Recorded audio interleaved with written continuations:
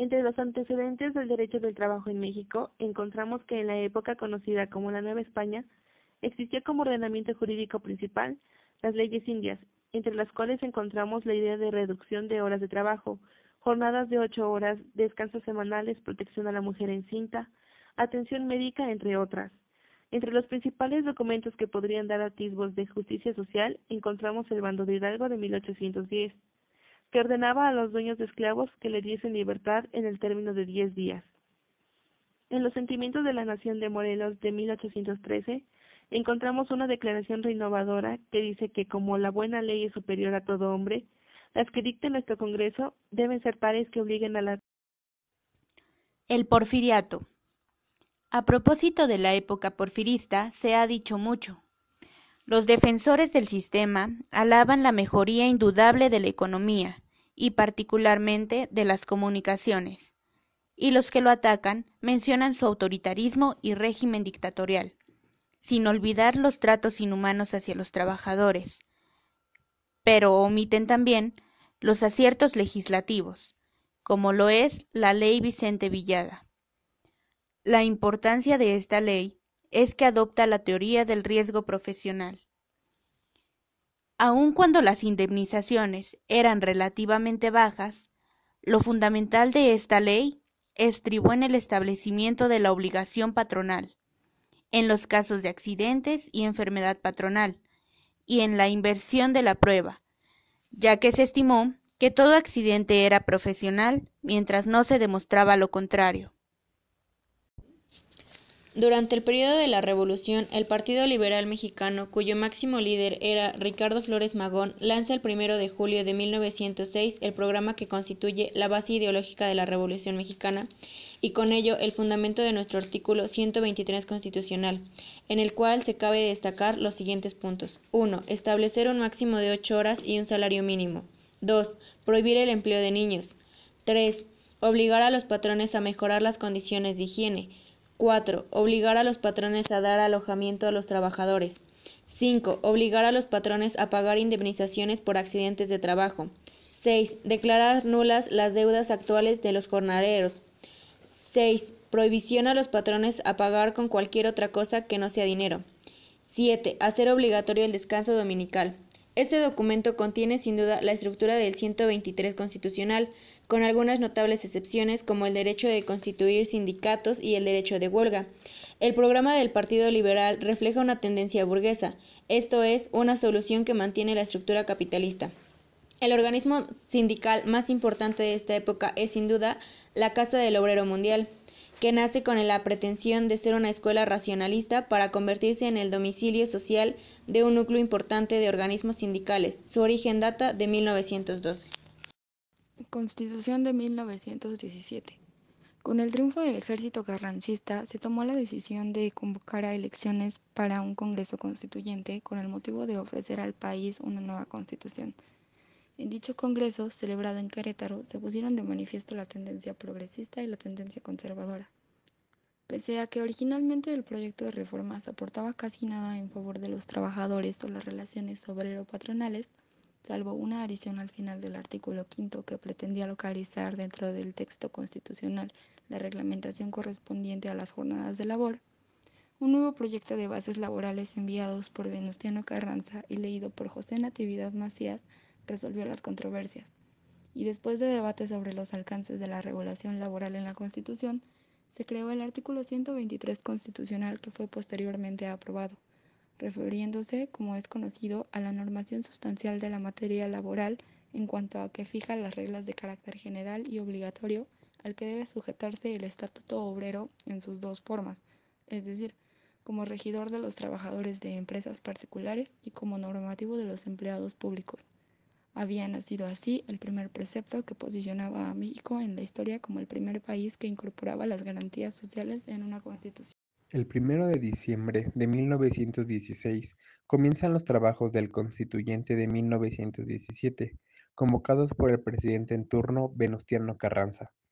Una gran camada de hombres de todas las regiones del país que tenían como característica el ser dueños de grandes ideas y el luchar por las garantías esenciales del ser humano, como Francisco Mujica, al frente del grupo que se le denominó jacobino.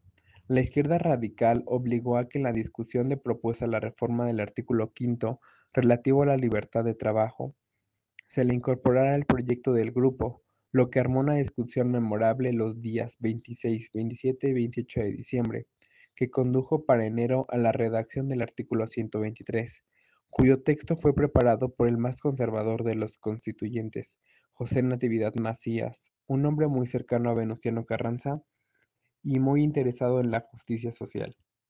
Entre los aspectos más sobresalientes del artículo 123 encontramos la protección a los menores de edad y la prohibición de trabajar a los que no hubieran alcanzado la edad de 12 años.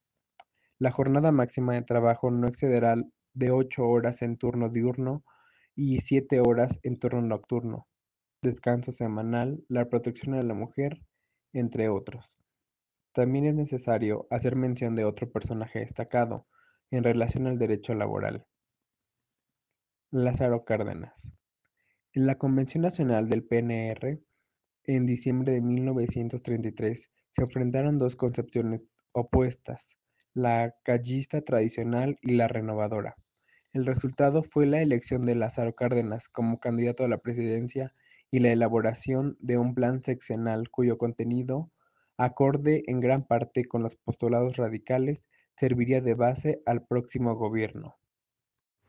En la sesión de la legislatura de la Cámara de Diputados, efectuada el 17 de diciembre de 1935, un grupo de diputados encabezados por Luis Enrique Erro, Ignacio Gamio Chippi, Manlio Fabio Altamirano y Jacinto Riva Palacio presentaron formalmente una iniciativa tendiente a que la Cámara Baja se solidarizara con las disposiciones tomadas por el presidente y el Senado de la República, con objeto de afrontar y resolver la situación planteada por el general Calles, en contra del derecho de huelga, de las organizaciones y de sus líderes y en defensa de las instituciones, de los principios revolucionarios y de la paz pública. Por su parte, los obreros crearon el Comité Nacional de Defensa Proletariada para manifestar el apoyo de los sindicatos obreros a las medidas adoptadas por el presidente. También entre los campesinos organizados se realizaron importantes acciones de apoyo a la política gubernamental. Esto sin duda significó un elemento de suma importancia para resolver de manera satisfactoria la difícil situación que enfrentaba el país. Por iniciativa presidencial y a pesar de la oposición de los líderes patronales, se aprobó el 22 de septiembre de 1936 la Ley Federal de Expropiación, Fondo Enrique Díaz Delgado y García. Esta labor nacionalista continuó Ley Federal del Trabajo de 1970, promulgada el 1 de mayo de 1970, fecha donde se conmemora a los mártires de Chicago, grupo de sindicalistas anarquistas ejecutados en 1886, dando así origen a la conmemoración en todo el mundo del Día Mundial del Trabajador. La primera ley del trabajo fue expedida el 18 de agosto de 1931. La ley de 1931 tuvo una vigencia paralela a la de 1970 bajo un sistema político sindical, considerada buena ya que fue pensada para una economía subdesarrollada y pudo operar en la etapa de industrialización. El proceso de creación fue largo, desde 1960, donde el presidente Adolfo López Mateos designa una comisión para preparar un anteproyecto de ley de trabajo, integrado por el secretario de Trabajo y Prevención Social, los presidentes de las juntas de conciliación y arbitraje, hasta en 1988, donde el presidente Gustavo Díaz Ordaz toma el proceso en una segunda etapa, todo bajo la supervisión del doctor Mario de la Cueva, reuniéndose en la casa del mismo para la supervisión del proyecto. Es aquí donde se confirma que el proceso de formación de la ley no fue obra del gabinete, ni tampoco fue resultado de un pensamiento abstracto de la realidad.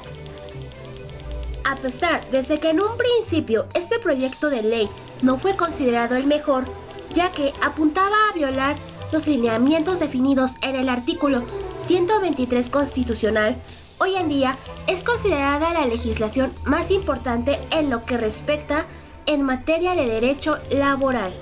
Como lo afirma el doctor Mario de la Cueva, se configuró un proceso democrático de estudio y preparación de una ley social, dando un precedente de la mayor trascendencia para el ejercicio futuro de una función legislativa. Posteriormente sufrió una serie de reformas de 1975 a 1998 en una primera etapa, hasta una segunda etapa en el 2012, siendo esta su última reforma.